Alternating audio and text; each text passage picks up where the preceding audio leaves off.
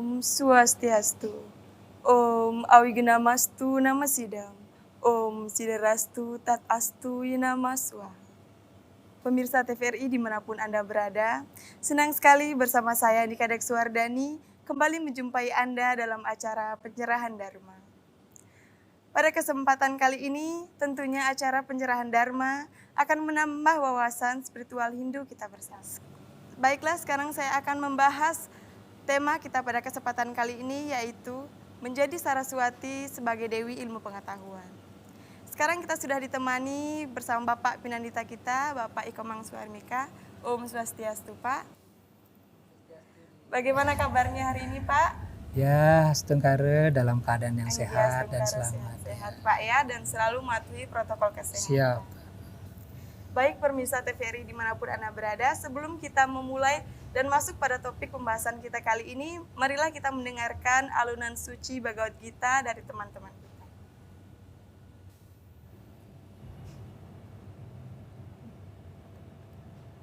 Panganjali. Om Swastiastu. Om Narayana. Om Saraswati Jaya. Rekweda Mandala 1, Sukta 3, Mantram 12.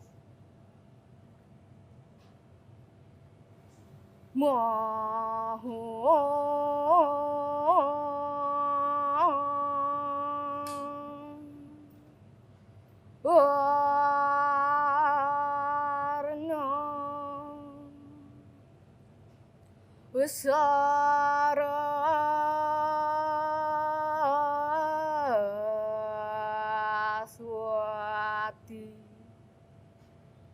Pracetayati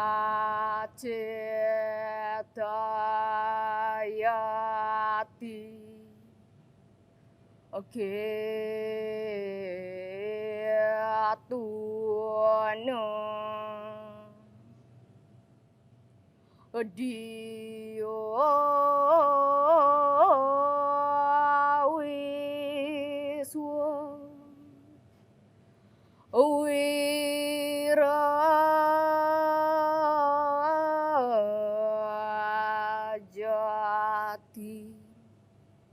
yang artinya Saraswati, lautan yang luas, menerangi dengan sinarnya. Ia menerangi semua pikiran yang memberi inspirasi. Baiklah pemirsa TVRI, itulah tadi pembawaan Bhagavad Gita dari teman-teman kita. Baik, sekarang kita akan masuk pada topik pembahasan utama kita pada kesempatan kali ini, yaitu menjadi Saraswati sebagai Dewi Ilmu Pengetahuan. Seperti yang kita ketahui bersama, dalam agama Hindu memiliki acara yang namanya Hari Raya Saraswati. Hari Raya Saraswati diperingati sebagai hari raya turunnya ilmu pengetahuan dalam agama Hindu yang biasa dirayakan setiap 6 bulan sekali, atau dalam hitungan Hindu jatuh pada Sanicara Umanis Buku Watu Gunung. Untuk lebih jelasnya kita akan tanyakan kepada Bapak Pinandita kita. Oke Pak, mungkin bisa dijelaskan mengenai tema kita hari ini. Baik, Om Swastiastu. Om Swastiastu. Terima kasih atas kesempatan dan waktu yang kita terima pada hari ini melaksanakan mimbar TVRI Gorontalo. Pemirsa TVRI Gorontalo dimanapun dan umat sedharma yang kami hormati, pada pertemuan kita kali ini kita membahas tentang menjadi Saraswati sebagai ilmu pengetahuan. Nah, seperti adik sampaikan tadi, benar, itu merupakan salah satu dari hari suci kita selaku umat Hindu yang hadir setiap 6 bulan sekali. Nah, Dewi Saraswati yang kita puja ini merupakan saktinya dari Dewa Brahma sebagai Dewa Pencipta. Nah, Saraswati ini mengandung arti adalah sebuah nama dari dua buah kata. Yang pertama saras, yang artinya terus menerus atau mengalir. Jadi wati itu yang dalam arti memiliki. Nah, Saraswati artinya menjadi siapapun dia yang memiliki, siapapun dia yang mau mempelajari ilmu pengetahuan ini secara terus-menerus sehingga dapat berguna bagi kehidupan kita pada kehidupan kita sehari-hari begitu. Nah, kenapa kita peringati? Karena dalam kehidupan kita ini kita mengalami perubahan siklus ya. Maka ilmu ini sangat berperan dimiliki oleh manusia agar bisa memperbaiki posisi dirinya. Nah, Dewi Saraswati ini kita puja sebagai saktinya dari Dewa Brahma, yaitu Dewi ilmu pengetahuan. Nah, tidak kita bisa bayangkan kalau penciptaan yang dilakukan oleh Dewa Brahma ini tanpa dibarengi dengan ilmu pengetahuan itu. Nah, maka Dewi Saraswati sebagai sakti dari Dewa Brahma ini berperan sebagai saktinya Idu Sang Hyang Widiwasa atau Tuhan Yang Maha Esa. Ya. Iya Pak, Ya. kan Dewi Saraswati dilambangkan memiliki paras yang cantik. Beliau digambarkan memiliki 4 tangan dan masing-masing tangan memegang senjata. Yang pertama yaitu genitri, yang kedua wina, yang ketiga keropak, dan yang keempat teratai. Mungkin Bapak bisa jelaskan nih kayak maksud dari keempat senjata beliau. Baik.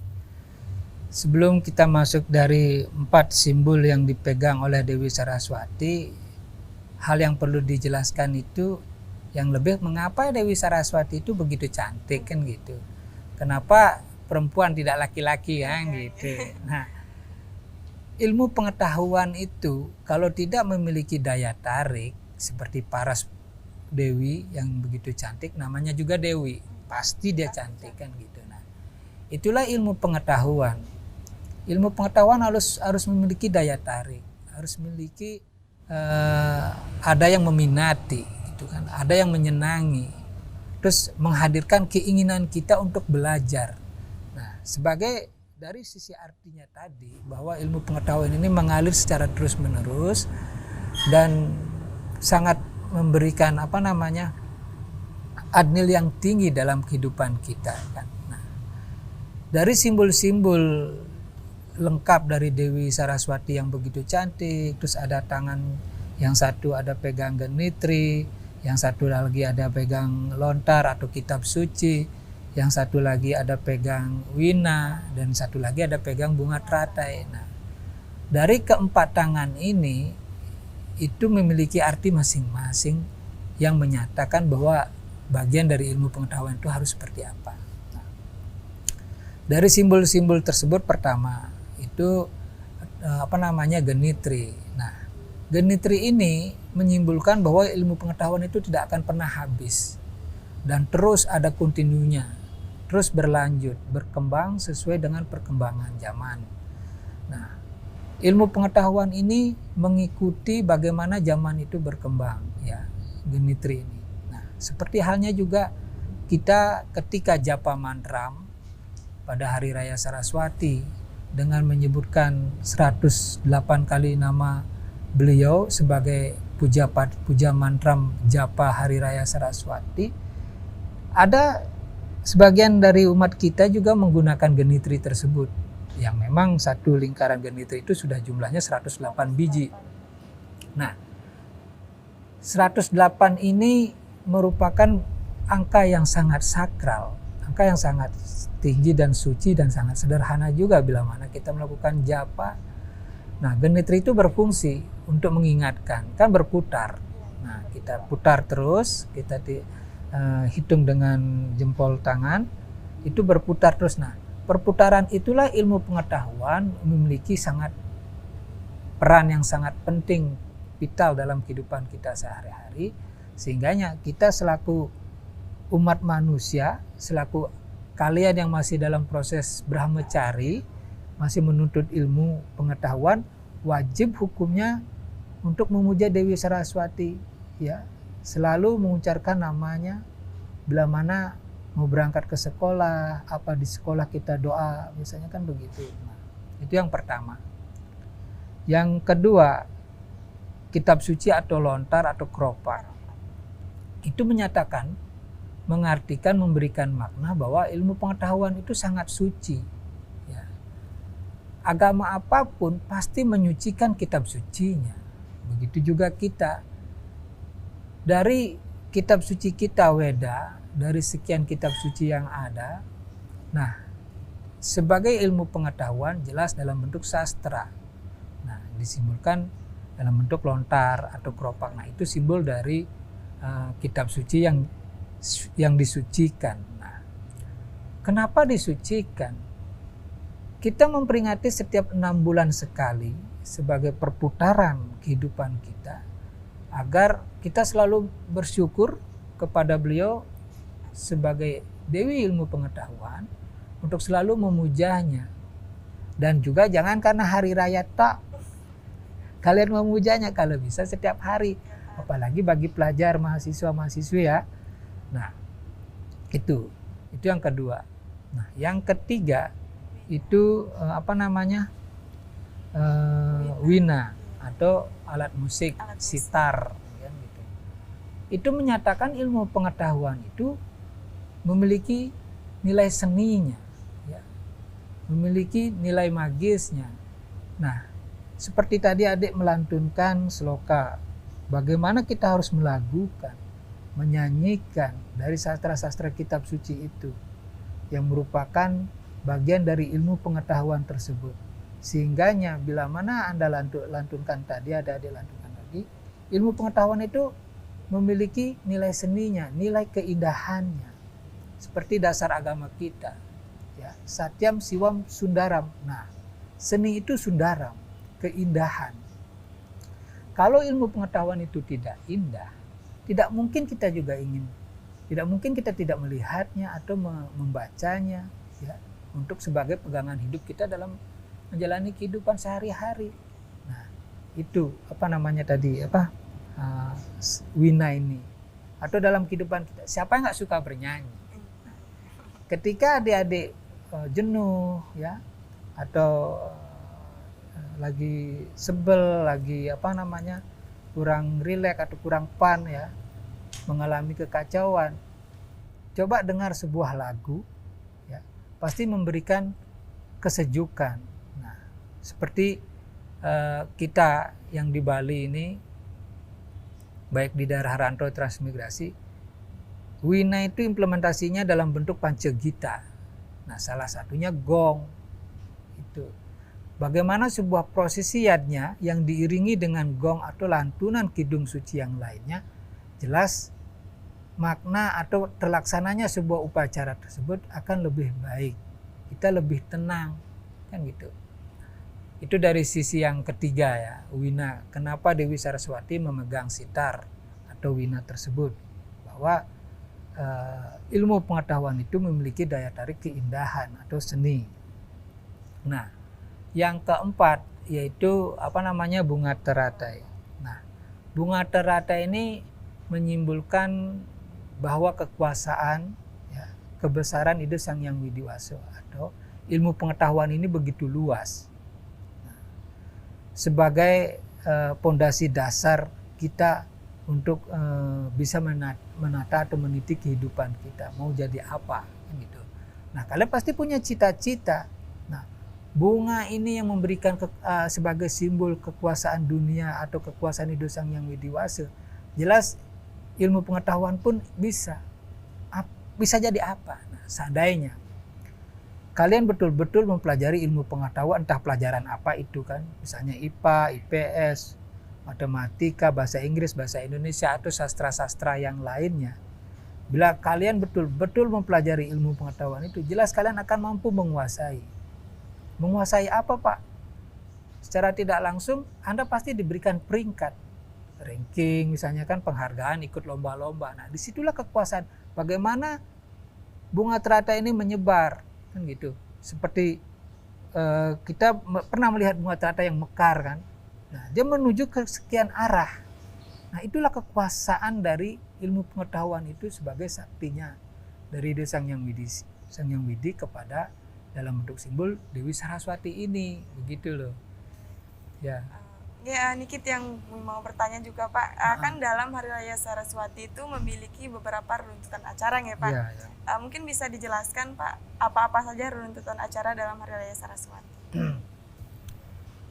Runtutan Hari Raya Saraswati yang kita lalui kemarin itu merupakan bagian dari mengingatkan kita ya. Jelas dari satu sisi personal kita selaku manusia mempersiapkan diri dari sisi kebersihan lahir batin. Ya kalau secara harfiahnya, kalau secara lahir ya kita mempersiapkan diri dalam bentuk penyucian atau pembersihan diri dari mandi ya, menggunakan pakaian yang bersih, yang sopan ketika kita ingin melaksanakan persembahyangan Haji Saraswati. Itu satu. Kedua, harus ada persembahan dalam bentuk yalnya yang namanya Banten Saraswati. Nah, ketiga, jelas kita mempersiapkan atau menghormati buku-buku, kitab-kitab suci, kita bersihkan, kita kumpulkan dalam bentuk satu tempat, rak atau di atas meja, baru kita haturi Banten Saraswati ya. Nah sebelum itu jelas kita melakukan persembahyangan Nastirte ya, Wang Supada dari Dewi Saraswati, baru kita sembahyang di hadapan buku ngaturang Banten Saraswati gitu. Kalau bila perlu sembahyang di sana. Nah habis itu melaksanakan upawasa atau puasa gitu. Nah jadi ada aturan-aturan tertentu sesuai dengan desa kalau pada situasi dan keadaan dimanapun kita berada. Ini fleksibelnya. Itu dimulai dari matahari terbit atau ada sang surya.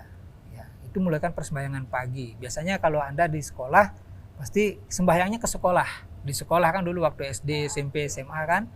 Nah, itu diharapkan dari pagi ketika mulai persembahyangan pada Hari Raya Saraswati itu sampai pertengahan hari itu kalian tuh tidak boleh membaca, tidak boleh menulis sampai pertengahan hari. Ya.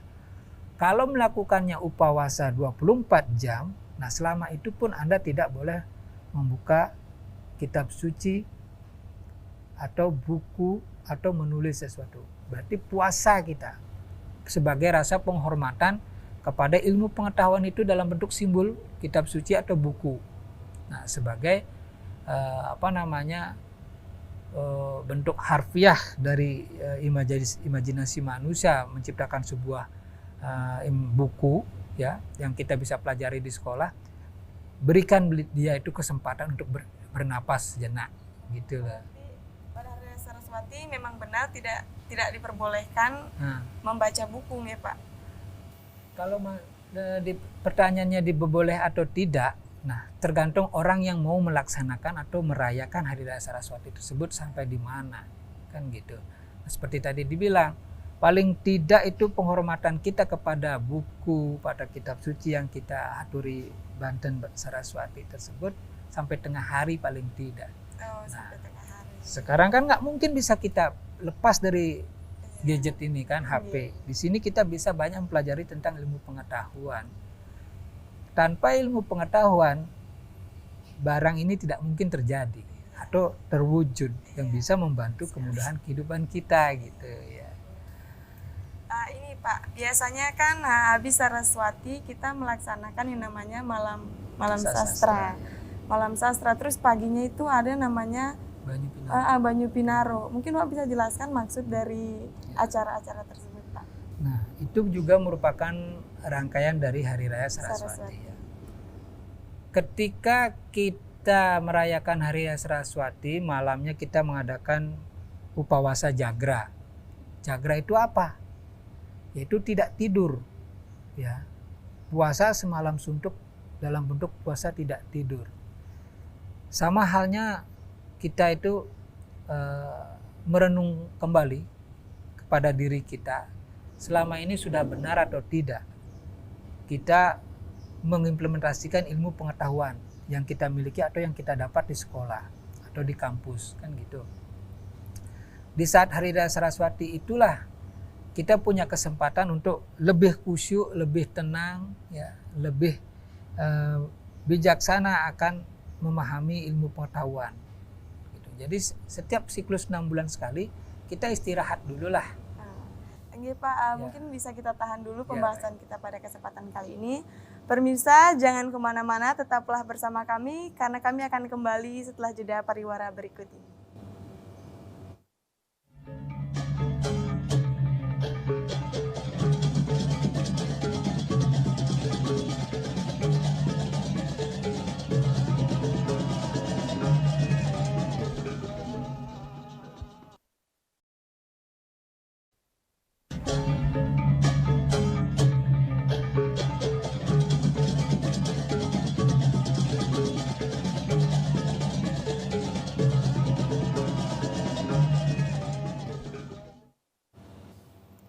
Baik pemirsa TVRI dimanapun Anda berada, kembali lagi bersama kami di acara Pencerahan Dharma.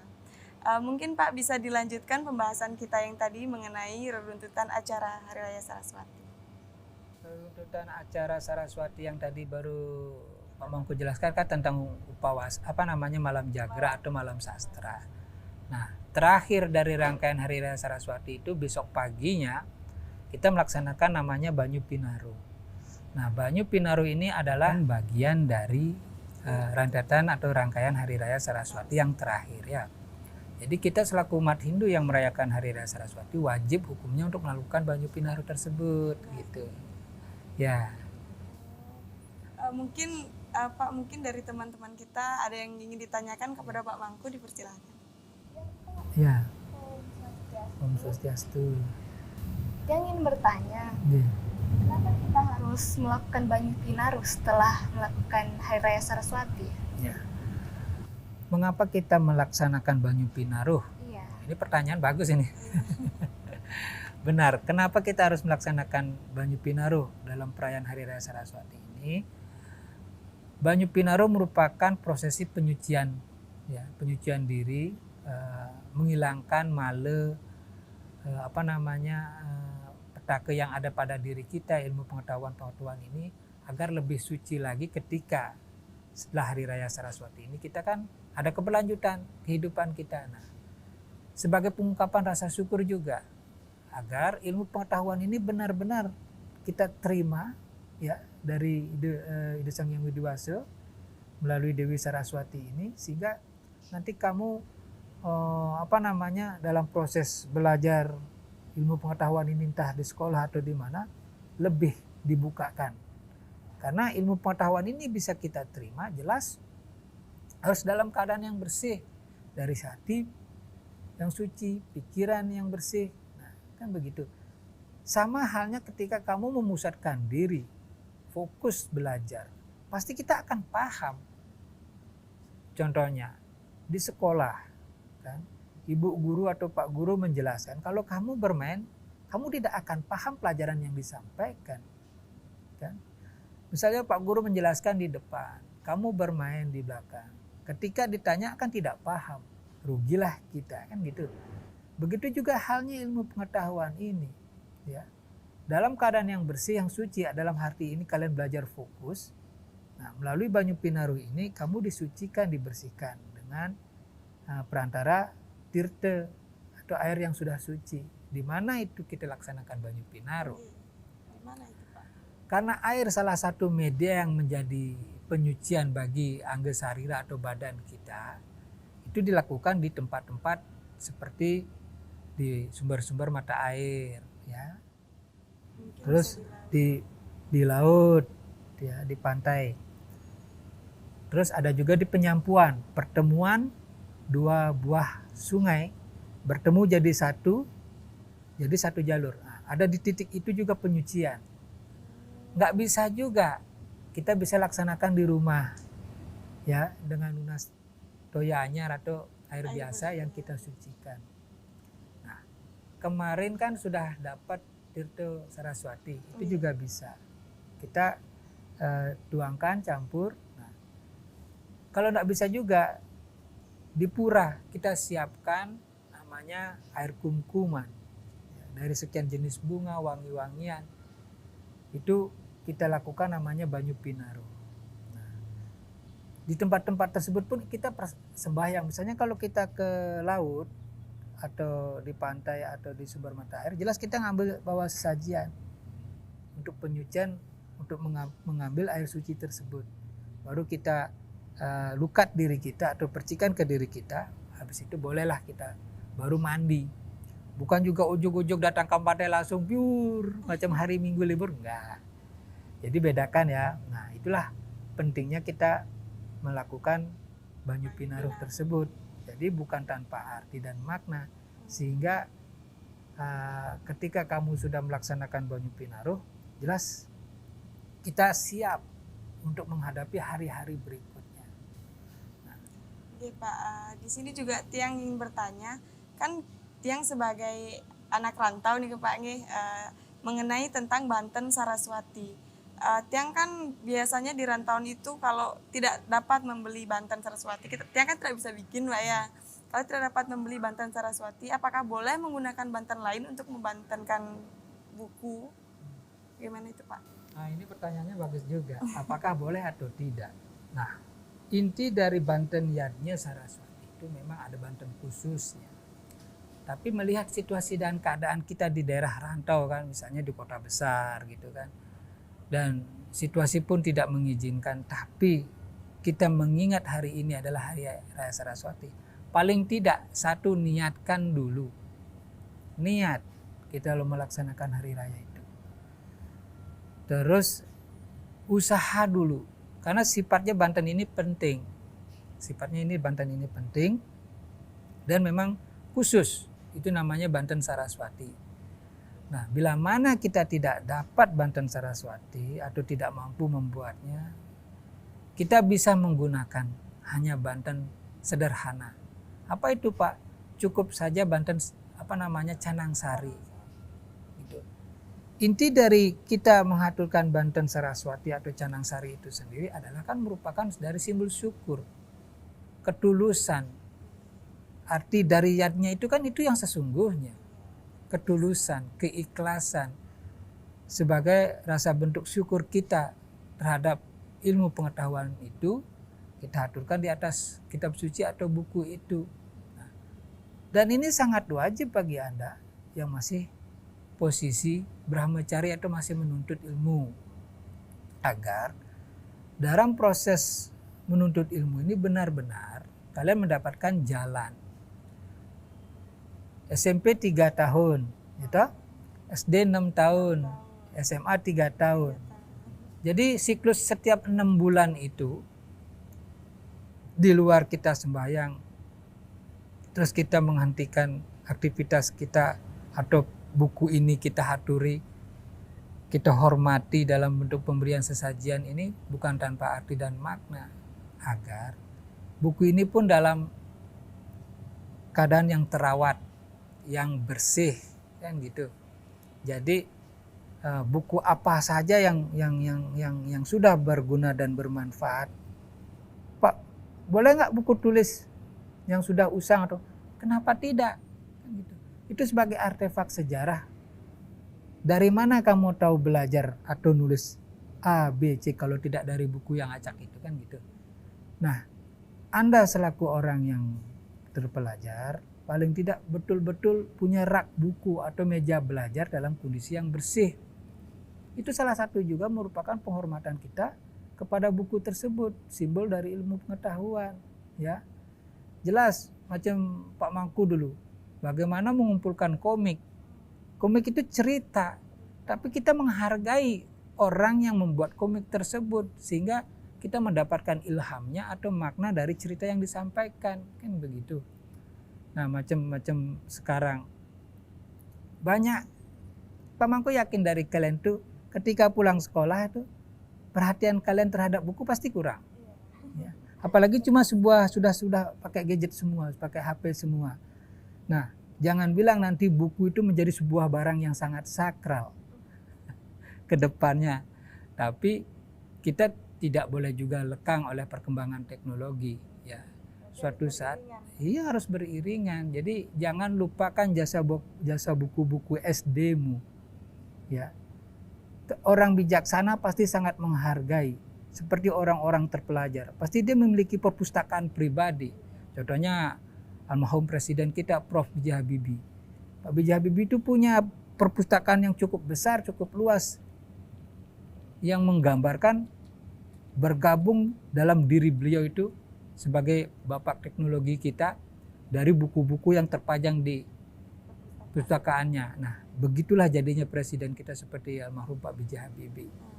Itu saktinya ilmu pengetahuan. Beliau bisa membuat sebuah pesawat. Gitu. Nah, kita sebagai masyarakatnya paling tidak meniru dan menghargainya. Gitu loh. Banyak orang-orang sukses karena dia betul-betul tekun belajar. Inilah efek samping dari ilmu pengetahuan tersebut kalau betul-betul kita pelajari. Siklus 6 bulan. Berarti kalau kita perhatikan betul siklus tersebut, jelas kalian akan terawat.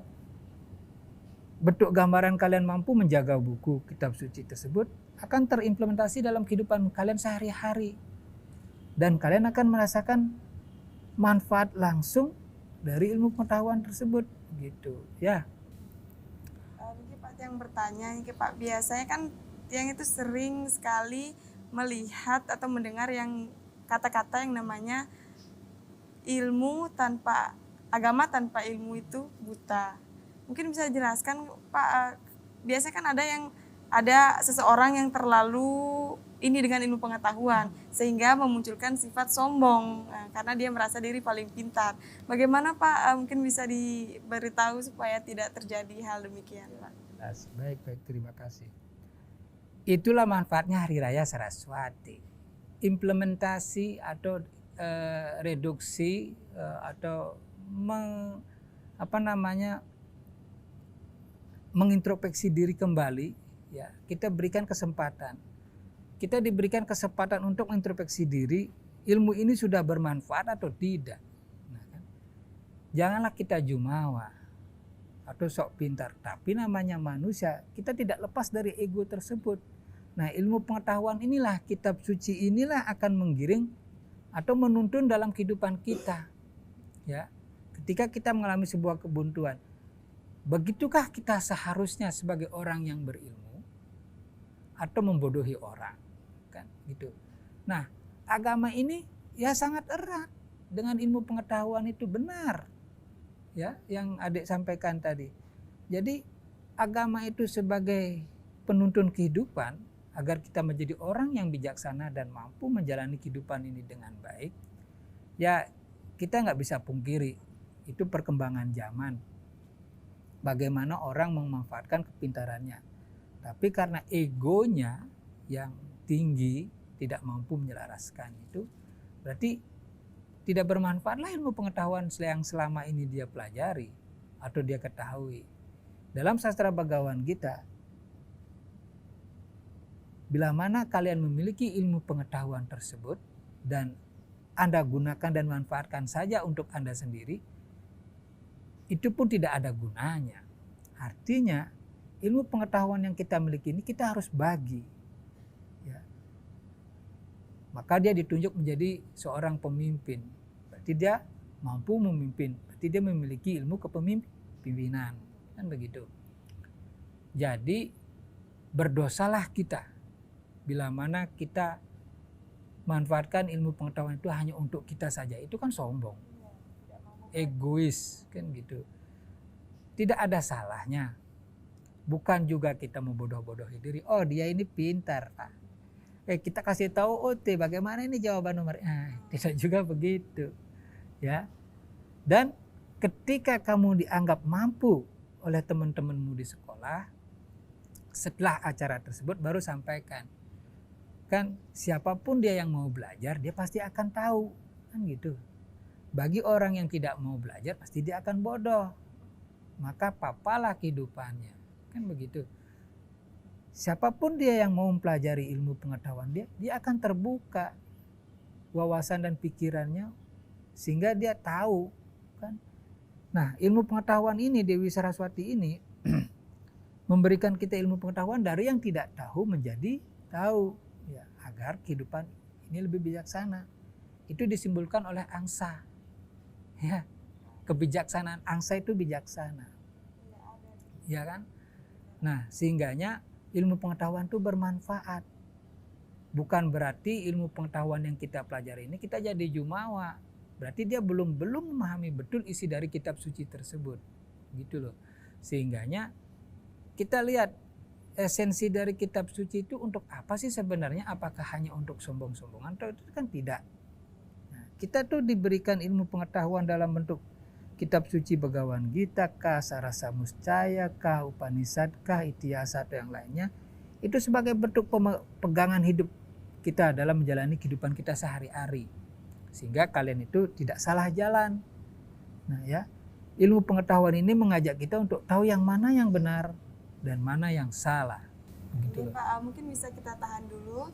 Pemirsa TVRI dimanapun Anda berada, jangan kemana-mana, tetaplah bersama kami karena kami akan kembali setelah jeda pariwara berikut ini.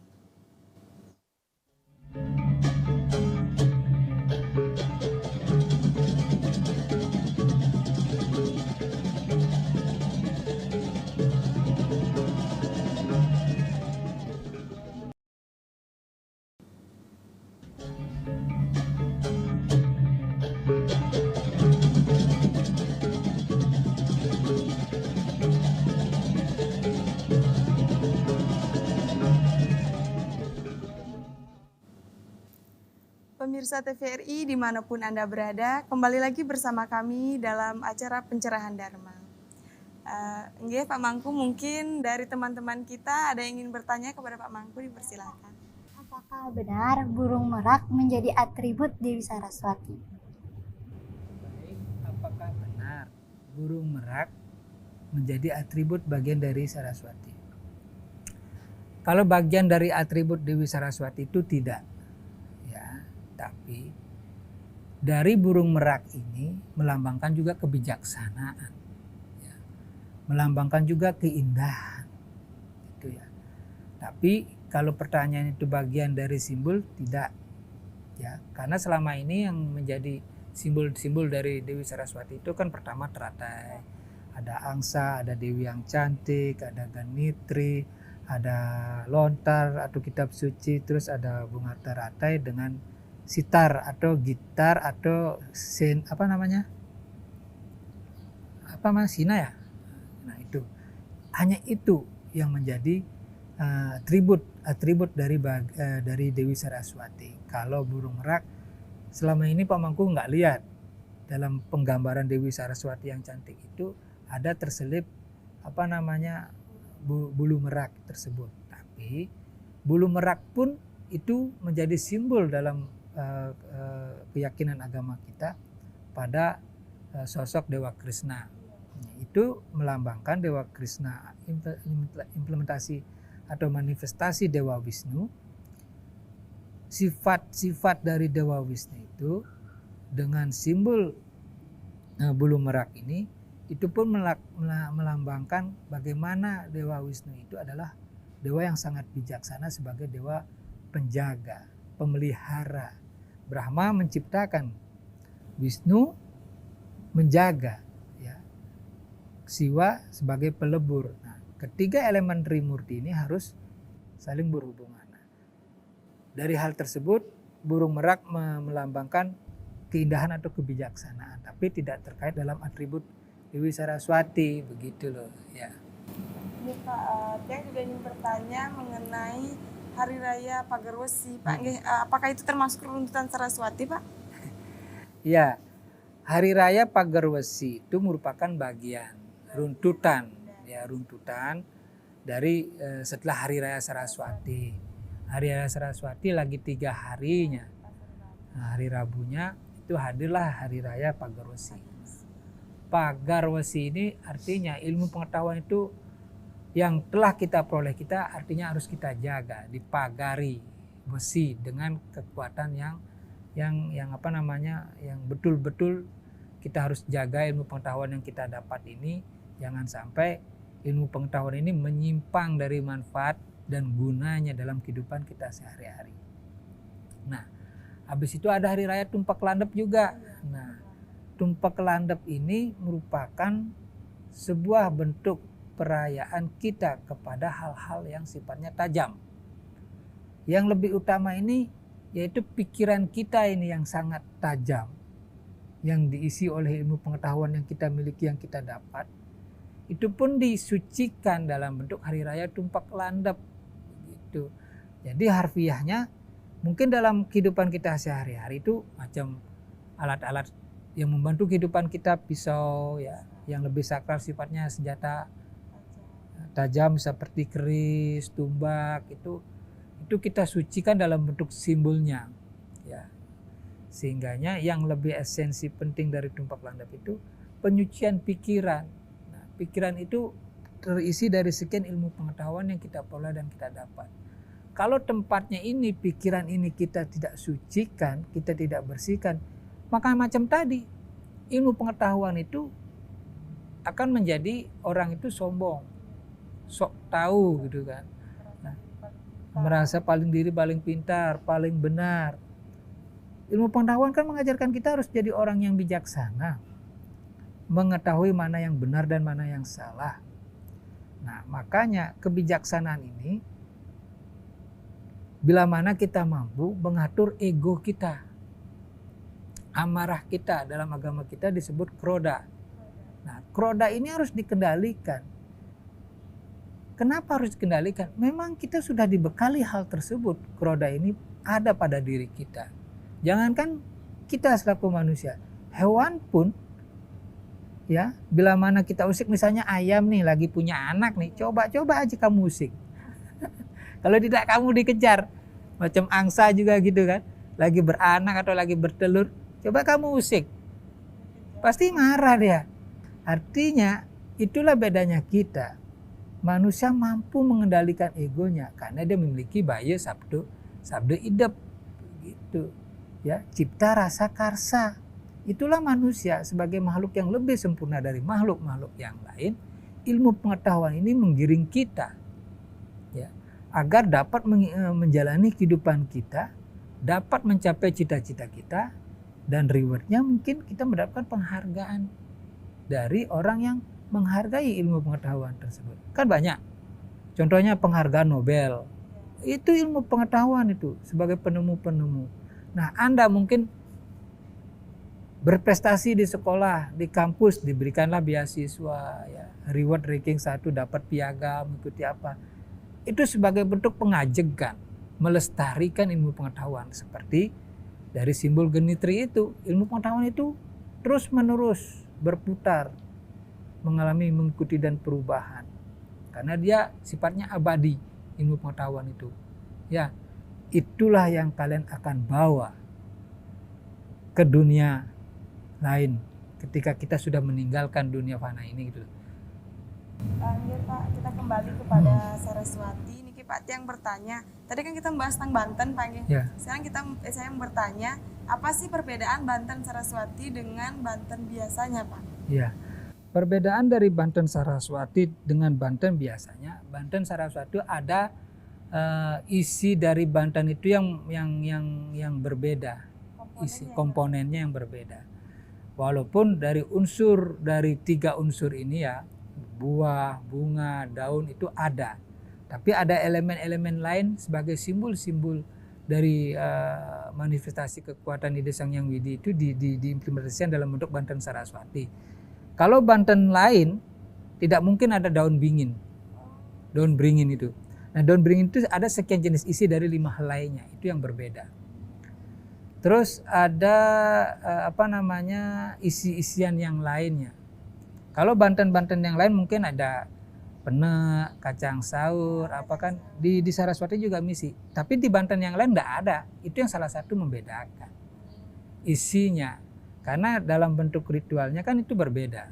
Yang kita tujukan tertentu khusus kepada Dewi Saraswati, manifestasi yang kuasa kan gitu. Nah, kalau Banten yang lain misalnya Saiban ya, Banten Ajengan itu paling tidak dari 3 posisi unsur elemen untuk membuat Banten itu ada. Gitu loh. Ada bunga, ada daun, ada buah, dan ada unsur bumi yang lainnya. Misalnya pala bungkah, pala gantung tadi buah, terus ada biji-bijian, terus rekayasa kue, cookies yang lain itu sebagai rekayasa dari bentuk buah-buahan macam padi. Kan rekayasa sudah jadi tepung rekayasa jadi cookies, jadi kue. Nah, itu simbol juga sebagai bentuk rasa syukur. Banten itu bentuk simbol rasa syukur yang sederhana kok, gitu loh. Kita persembahkan kepada yang memiliki dulu sebagai bentuk warunugraha anugerahnya kepada kita. Itu dari Banten. Banten apapun itu. Gitu loh. Berarti yang tadi yang membedakan itu Isinya isi elemen di dalamnya ya dengan Banten-Banten yang lain. Nggih, Pak.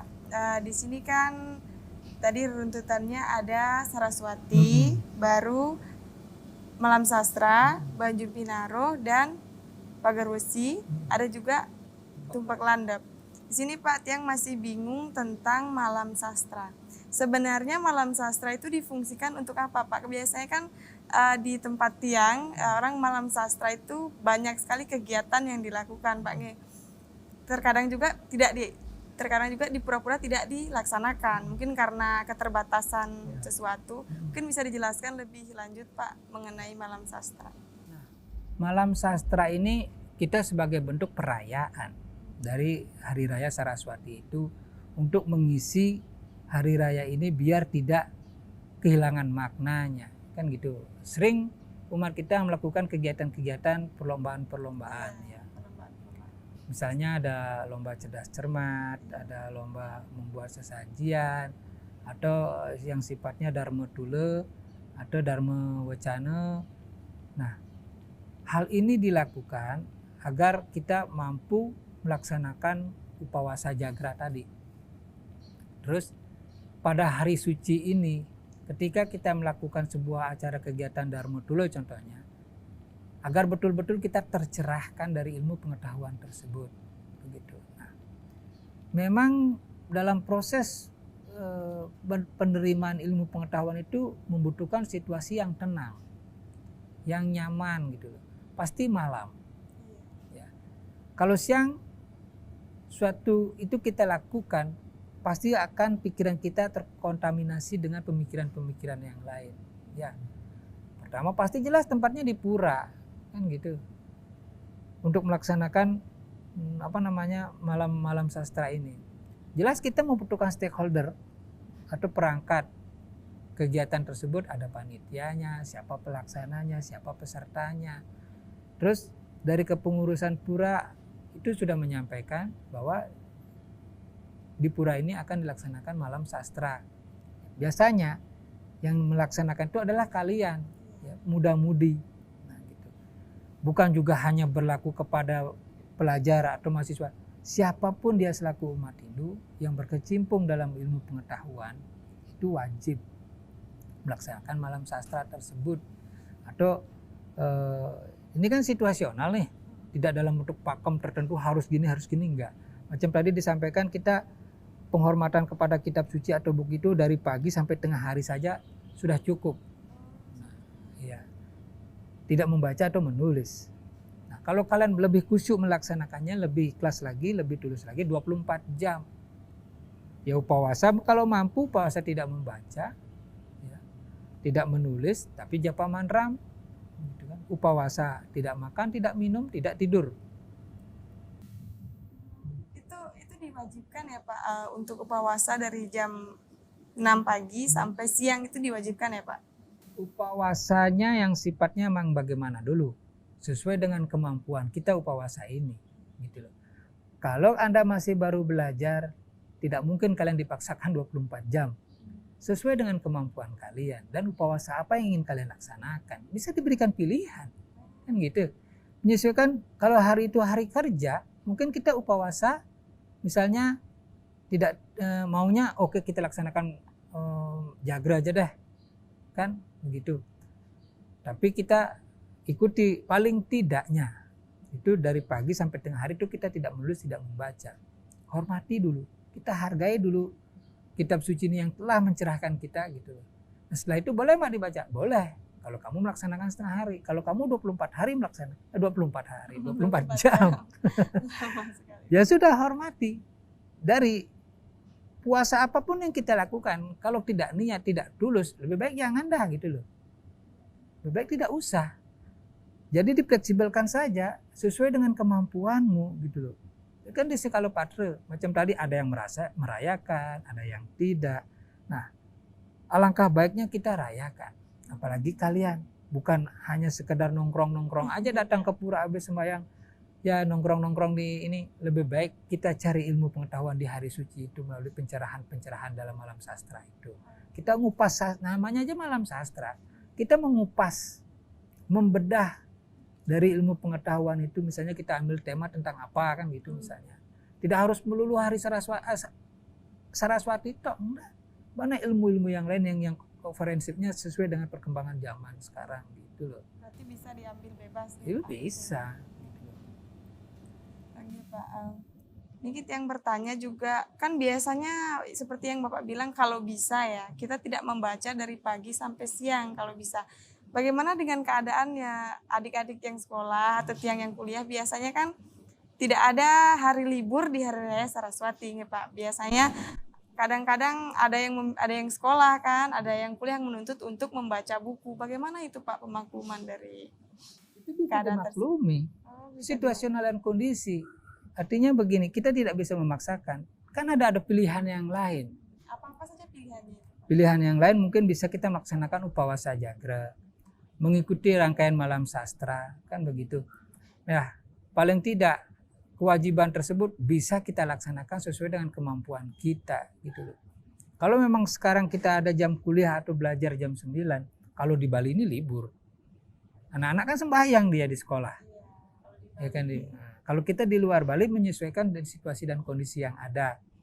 Sehingganya kalian tuh dalam Hari Raya Saraswati paling tidak memang betul-betul mempersiapkan hari itu untuk melaksanakan Hari Raya Saraswati, tapi terbentur dengan sekolah dengan kuliah, hal itu masih bisa dimaklumi. Nantinya pulang dari sekolah kan baru kita, kalau enggak bisa dari pagi sampai tengah hari, dari tengah hari sampai sore aja pergantian ini, atau runtutannya kita ikuti runtutan malam sastra, besoknya melaksanakan Banyu Pinaro. Tapi hal ini tidak bisa dilaksanakan bila mana kalian dalam situasi yang berbeda, misalnya Cuntake, kan tidak boleh, itulah lagi halangan. Nah, Cuntake ini lebih prinsipilnya itulah ketulusan dan tidak tulus. Kalau dalam situasi yang marah-marah atau bagaimana, lebih baik jangan, gitu loh. Oke Pak, mungkin bisa kita masuk pada kesimpulan pada tema kali ini Pak, mungkin bisa ya. Baik, kesimpulan pada pencerahan Dharma hari ini adalah bagaimana kita memaknai Hari Raya Saraswati ini dengan ketulusan hati yang niat yang baik dan benar, dan terus kita menjaga melalui Hari Raya Saraswati ini kita mengutamakan puja syukur kepada ilmu pengetahuan ini, karena kita diberikan begitu melimpahnya ilmu pengetahuan untuk bisa mengikuti atau melaksanakan kehidupan kita sehari-hari, dan selalu kita peringati setiap 6 bulan sekali ini tujuannya agar kita terus berpuji syukur, mengingatnya, menghargai dari ilmu pengetahuan itu, karena kita sudah diberikan manfaat begitu besar dalam kehidupan. Baik pemirsa, sebelum kita menutup perjumpaan kita pada kali ini, marilah kita mendengarkan alunan seloka dari teman-teman kita.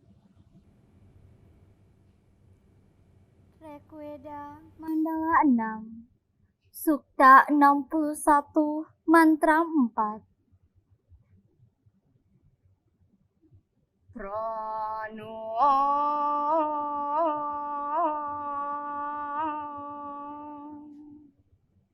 Dewi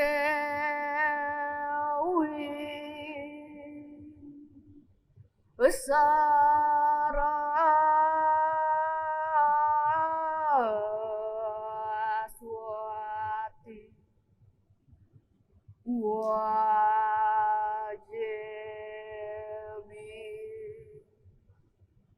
Wajiniwati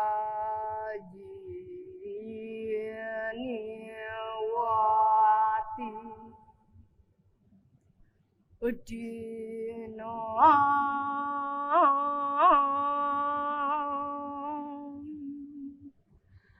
awinya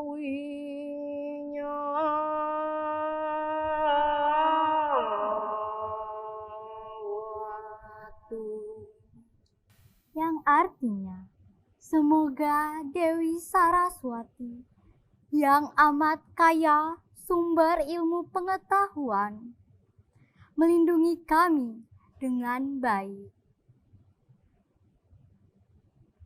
Parame Santi. Om Santi, Santi, Santi. Om. Baik pemirsa TVRI dimanapun Anda berada, demikianlah pencerahan Dharma yang dapat kita lakukan pada kesempatan kali ini. Semoga ilmu yang kita dapat dari acara ini dapat bermanfaat bagi kita semua. Saya Nikadek Suwardani beserta kru yang bertugas, mohon undur diri, saya tutup dengan Parama Santi. Om Santi, Santi, Santi, Om.